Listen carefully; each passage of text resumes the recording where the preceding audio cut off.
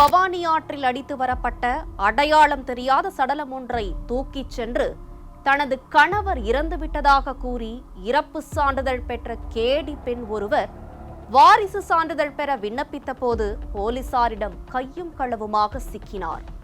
கெட்ட எண்ணங்களும் கெட்ட செயல்களும் ஒரு பெண்ணை எங்கு கொண்டு வந்து நிறுத்தும் என்பதற்கு சாட்சியாக நடந்த சம்பவம் குறித்து விவரிக்கின்றது இந்த செய்தி தொகுப்பு.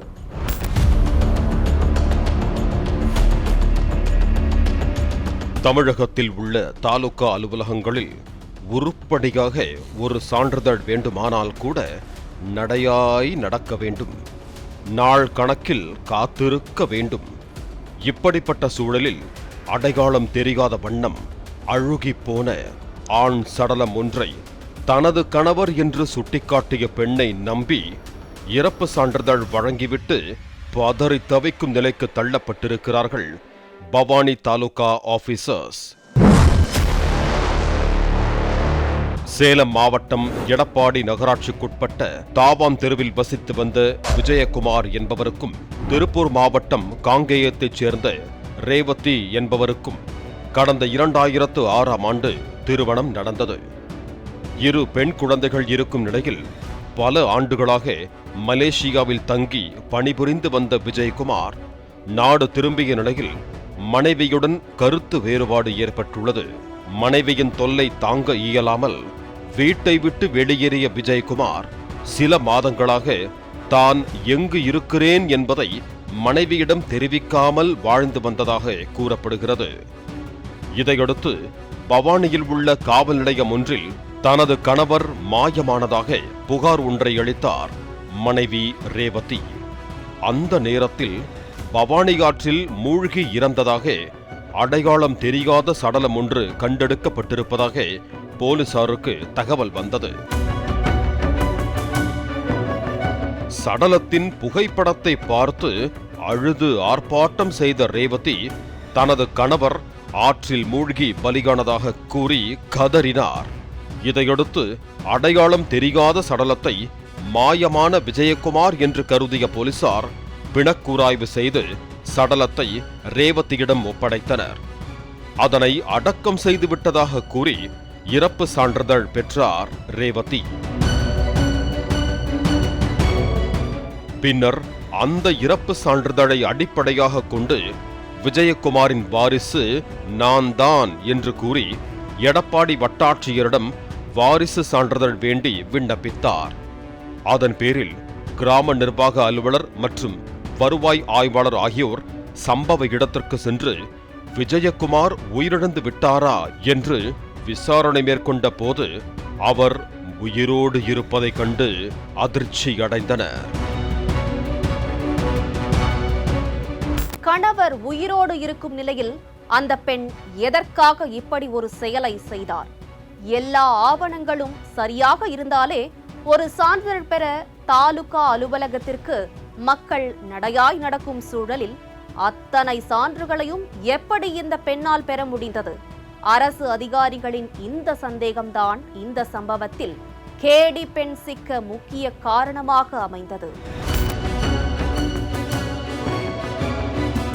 கணவர் உயிரோடு இருப்பது தெரிந்தே ரேவதி இது போன்ற தில்லாலங்கடி செயலில் இறங்கியிருப்பதை சாதுரியமாக கண்டுபிடித்த எடப்பாடி வட்டாட்சியர் இதனை ரேவதியிடம் காட்டிக்கொள்ளாமல் ரேவதியை விசாரிப்பதற்காக மகளிர் காவல் நிலைய ஆய்வாளரை வரவழைத்தார். தாங்கள் கையோடு அழைத்து வந்திருந்த விஜயகுமாரை மறைத்து வைத்துக் கொண்டு உண்மையிலேயே உங்கள் வீட்டுக்காரர் உயிரோடு இல்லையா என்று கேட்டபோது கூட தான் சொல்வதெல்லாம் உண்மை என்று அடித்து கூறினார் ரேவதி.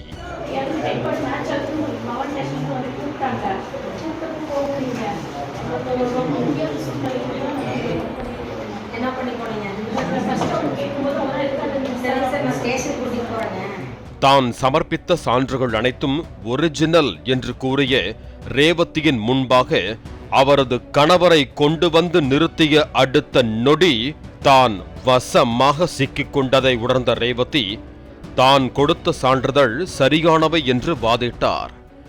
அதுவரை அமர வைத்து விசாரிக்கப்பட்ட அவரை எழுந்திருக்க வைத்து காவல் ஆய்வாளர் விசாரித்ததும் எம் புருஷன் உயிரோடு இருந்தும் பிரயோஜனமே இல்லாததால் அவர் இறந்து விட்டதாக கூறியதாக ஆவேசமாக பேசி சமாளித்தார் ரேவதி.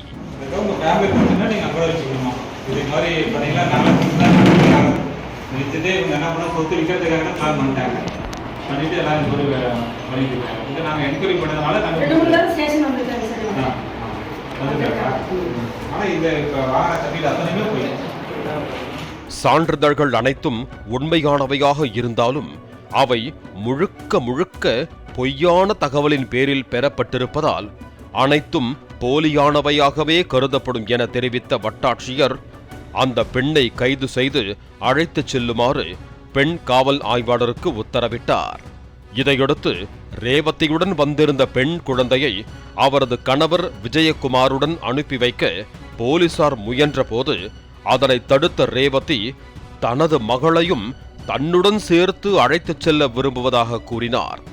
படிக்கின்ற பெண்ணின் வாழ்க்கையை கெடுக்க அனுமதிக்க மாட்டேன் என்று எச்சரித்த அந்த பெண் காவல் அதிகாரி சீட்டிங் ரேவதியை மட்டும் விசாரணைக்காக காவல் நிலையம் அழைத்து சென்றார்.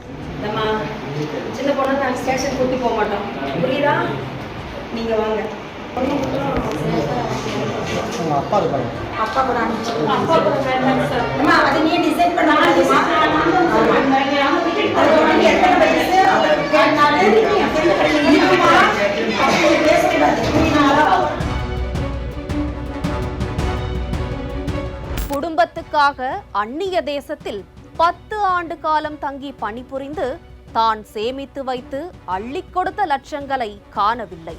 பாசம் காட்டும் மனைவியையும் காணவில்லை. உயிரோடு இருக்கும் தன்னை இறந்து விட்டதாக சான்று பெற வந்த பெண்ணை கண்டு அவர் ஆத்திரம் கொள்ளாமல் கண்கள் கலங்கி நிற்க என்ன காரணம்?